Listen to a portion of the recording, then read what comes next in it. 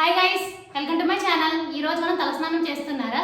అయితే తలస్నానం రోజు చేయొచ్చా చేయకూడదా, తలస్నానం చేసేటప్పుడు ఎలాంటి జాగ్రత్తలు తీసుకోవాలి, వీటి గురించి మనం తెలుసుకుందాం. వన్ స్మాల్ రిమైండర్, ఏ పాయింట్లో ఇన్ఫర్మేషన్ మీకు వాల్యుబుల్గా అనిపిస్తే నా ఛానల్ తప్పకుండా సబ్స్క్రైబ్ చేసుకోండి, అలాగే లైక్ చేయండి. అప్పుడు ఎక్కువ మందికి ఇన్ఫర్మేషన్ రీచ్ అవుతుంది. మీ ఫ్రెండ్స్ అండ్ ఫ్యామిలీకి షేర్ చేయండి, వాళ్ళు హెల్తీ ఇన్ఫర్మేషన్ తెలుసుకుంటారు. ఇంకా లేట్ ఎందుకు మన టాపిక్లో వెళ్ళిపోదాం.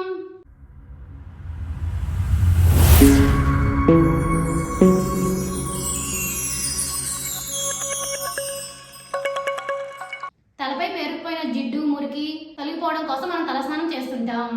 కొందరు వారానికి 2-3 రోజులు, మరికొందరు రోజు, కొందరైతే 10-15 రోజులకు ఒకసారి తలస్నానం చేస్తారు. అయితే రోజు తలస్నానం చేసినా, మరీ ఎక్కువ రోజులు తలస్నానం చేయకపోయినా నష్టమే అంటున్నారు డెర్మటాలజిస్టులు. మరి ఎన్ని రోజులకు ఒకసారి తలస్నానం చేస్తే మంచిదో ఇప్పుడు మనం తెలుసుకుందాం. ముందుగా రోజు ఎవరు తలస్నానం చేయడం మంచిదో తెలుసుకుందాం. కొందరు బయట వాతావరణంలో ఉద్యోగాలు చేస్తారు.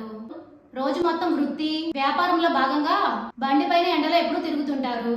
మరి కొందరు రోడ్డు పక్కనే చిన్న దుకాణం పెట్టుకొని రకరకాల వస్తువులు అమ్ముతుంటారు. దీనివల్ల తలపై చెమట బాగా పడుతుంది.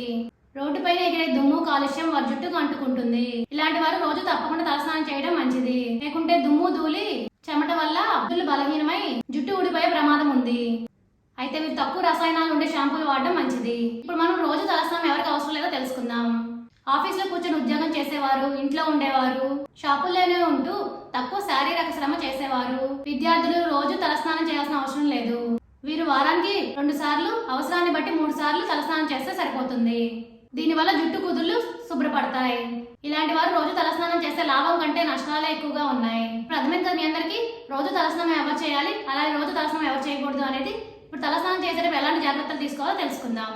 ఎక్కువ వేడిగా ఉన్న నీటితో తలస్నానం చేయకూడదు. దీనివల్ల వెంట్రుకలు దెబ్బతినే అవకాశం ఉంది. గోరువెచ్చని నీరు లేదా చల్లని నీటితో తలస్నానం చేయడం మంచిది. ఎక్కువ రసాయనాలతో కూడిన షాంపూలు వాడకూడదు. తలస్నానం చేసిన తర్వాత జుట్టు పూర్తిగా ఆరకుండా బయటకు వెళ్ళకూడదు. దీనివల్ల జుట్టుపై దుమ్ము ధూళి చేరే అవకాశం ఉంటుంది.